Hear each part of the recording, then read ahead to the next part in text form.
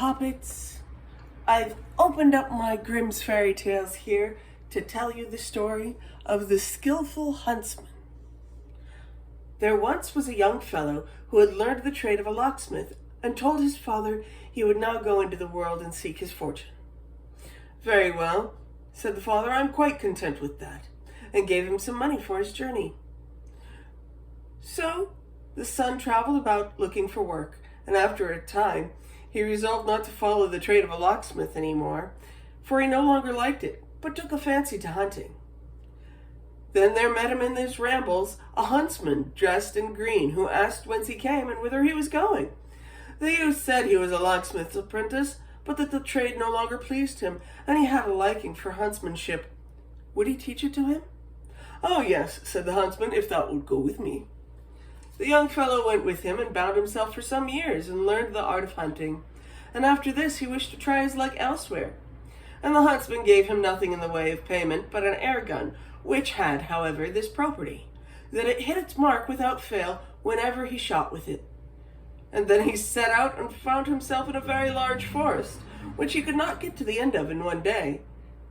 And when the evening came, he seated himself in a high tree in order to escape from the wild beasts. Towards midnight, it seemed to him as if a little light had glimmered in the distance. He looked down through the branches towards it, and kept well in his mind where it was. But in the first place, he took off his hat and threw it down in the direction of the light, so that he might go to it as a marker when he descended. So once he got down and went to his hat, he put it on again and straight forwards went. And the further he went, the larger the light grew, and when he got close to it, he saw that it was an enormous fire, and that 3 giants were sitting by it, who had an ox on the spit and were roasting it. Presently, one of them said, "I must taste if the meat will soon be fit to eat," and pulled a piece off, and was about to put it in his mouth, when the huntsman shot it out of his hand. "Well, really," said the giant, "if the wind has not blown the little bit out of my hand," and he helped himself to another. But when he was just about to bite into it, the huntsman again shot it away from him, and on this the giant gave the one who was sitting next to him a big box on the air and cried angrily, "Why art thou snatching my piece away from me?" "I've not snatched it away," said the other. "A sharpshooter must have shot it away from thee." "Well," the giant said, "that must be a good shot to shoot the bit out of one's very own mouth. And I suppose one such as that would be useful to us." And he cried aloud, "Come here if thou would be useful, sharpshooter. Sit thyself at the fire beside us and eat thy fill. We will not hurt thee, but if thou wilt not come, we have to bring thee by force, and thou art a lost man." At this invitation, the youth went up to them and told them that he was in fact a skilled huntsman, and that whatever he aimed at with his gun, he was certain to hit. And then they said if he would go with them, he should be well treated, and they told him that once outside the forest there was a great lake, behind which stood a tower, and in the tower was imprisoned a lovely princess whom they wished very much to carry off. "Yes," he said, "I will soon get her for you." Then they added, "But there's something else. There's a tiny little dog which begins to bark directly at anyone who goes near, and as soon as it barks, everyone in the royal palace wakens up, and for this reason we cannot get there. Canst thou undertake to shoot it dead?" "Yes," he said, "that will be a little bit of fun for me." And after this he got into a boat and rowed over the lake, and as soon as he landed, the little dog came running out, and was about to bark, but the huntsman took his air gun and shot it dead. Then the giants saw that, and they rejoiced, and thought that they had already had the king's daughter safe. But the huntsman first wished to see how matters stood, and told them that they must stay outside until he called them. And then he went into the castle, and all was perfectly quiet within, and everyone asleep. When he opened the door to the first room, a sword was hanging on the wall, which was made of pure silver, and there was a golden star on it, and the name of the king. And on a table near it lay a sealed letter, which he broke open, and inside it was written that whoever should have the sword could kill everything which opposed him. So he took the sword from the wall and hung it at his side, and went onwards. Then he entered the room, where the king's daughter was laying sleeping, and she was so beautiful that he stood still and, holding his breath, looked at her. He thought to himself, "How can I give this innocent maiden to the power of wild giants who have evil in their minds?" "You just killed the dog!" Anyway, he looked about further, and under the bed stood a pair of slippers. On the right one was her father's name with a star on it, and on the left her own name with a star. She also wore a great neckerchief of silk embroidered with gold, and on the right side was her father's name, and on the left her own, and all in gold letters. The huntsman took a pair of scissors and cut the right corner off and put it in his knapsack, and then he also took away the right slipper with the king's name and thrust that in. The maiden lay sleeping, and she was still quite sewn into her nightdress, and he cut a morsel from this also, and thrust it in with the rest, but he did it all without touching her. He then went forth and left her lying asleep and undisturbed, and when he came to the gate again, the giants were still standing outside waiting for him, expecting that he would bring the princess.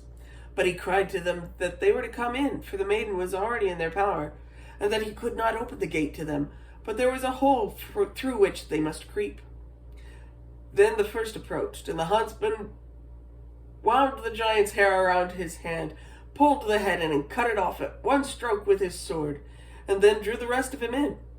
He called to the second and cut his head off likewise, and then killed the third also, and was well pleased that he had freed the beautiful maiden from her enemies.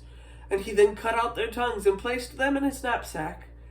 And then he thought, "I will go home to my father, and let him see what I have already done, and afterwards I will travel about the world. The luck which God is pleased to grant me will easily find me." I mean, fairy tale logic. Yeah, I guess it's all working out pretty well. Yeah. Okay. So, the king's castle was awoke by the next day, and he saw there 3 giants lying dead. So when he went into the sleeping room of his daughter and awoke her, he asked who could have killed the giants. And then said she, "Dear father, I do not know, I've been asleep." But when she rose and would have to put on her slippers, the right one was gone, and when she looked at her neckerchief, it was cut, and the right corner was missing, and when she looked at her nightdress, a piece was cut out of it. The king summoned his whole court together, soldiers and everyone who was there, and asked who had set his daughter at liberty to kill the giants. Now, as it happened, the king had a captain who was one-eyed and a hideous man, and he said that he had done it. Then the old king said that as he accomplished this, he should marry his daughter. But the maiden said, "Rather than marry him, dear father, I will go away into the world as far as my legs can carry me." And the king said that if she would not marry him, she should take off her royal garments and wear peasant's clothing, and go forth, that she should go and be a potter and begin the trade in earthen vessels. So she took off her royal apparel and went to the potter and borrowed some crockery, enough for a stall, and she promised him also that if she had sold it by the evening, that she would pay for it. Then the king said that she was to set herself in a corner and with it all be sold, and he then arranged for some peasants to drive it over with their carts, so that everything should be broken into 1,000 pieces. When therefore the king's daughter had placed her stall in the street, by came the carts and broke all that she had into tiny fragments, and she began to weep and said, "Alas, however shall I pay for my pots now?" The king had, however, wished by this to force her to marry the captain, but instead of that she went again to the potter and asked him if he would lend her some more. He said no, she must pay first for the things that she already had. Then she went to her father and cried and lamented and said that she would go forth into the world. And then he said, "I will have a little hut built for thee in the forest outside, and in it thou shalt stay all thy life long, and cook for everyone, but thou shalt not make any money for it. And when the hut was ready, a sign was hung on the door whereon it was written, "Today given, tomorrow sold." And there she remained a long time, and it was rumored about the world that a maiden was there who cooked without asking for payment, and that this was set forth on a sign outside her door.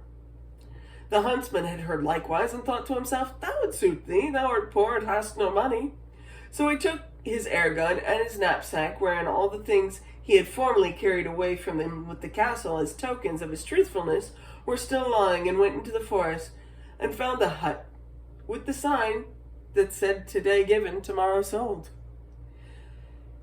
He had put on the sword with which he had cut off the heads of the 3 giants, and thus entered the hut, and ordered something to eat to be given to him.